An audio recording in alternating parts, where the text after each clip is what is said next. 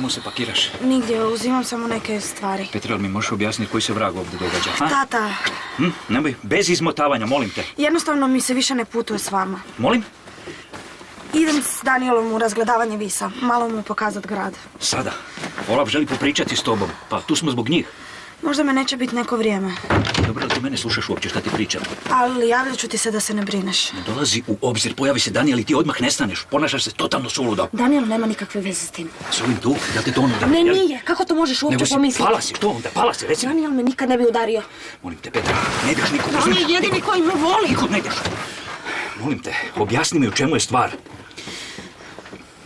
Tata, više ne volim Igora. Šta hoćeš reći s tim sad? Da je naš brak gotov, razvodimo se. Dolazite? Šališ se, šta si našla drugog? Pitao sam te nešto. Znam da ćeš me mrziti i znam da je odvrtno. Ali ja volim Daniela. I on nema nikakve veze s tim. Petra! To mi je samo pomoć. Petra! Volim Daniela, pustite mene. Šta si opet napravila s njim?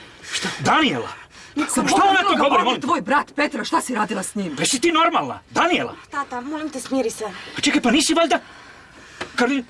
Ma, ubit ću ga, pusti! Tata, smiri se, molim te, ne Pusti me! Tata, Ubit ću nije ga! on kriv, tata! Ti se makni, Ti si luda, potpuno si luda! Gade, primitivni, šta si joj to napravio? A? Smirite se. Ma kako te nije sram, priznaj! Tako brutalno iskoristiti moju kćer! Perversni monstrume! Daj, nemojte me gurat. Životinjo! Petre i ja smo stvoreni jedno za drugo. Ubit ću te, jel ti to jasno? Ubit ću te! Da te više nikad nisam vidio u njezinoj blizini, jel ti jasno to? Nikad nas nećete razdvojiti. Nikad! Hoću. Itekako. Ma boli me briga šta vi mislite. Ja ju volim i ona mene voli.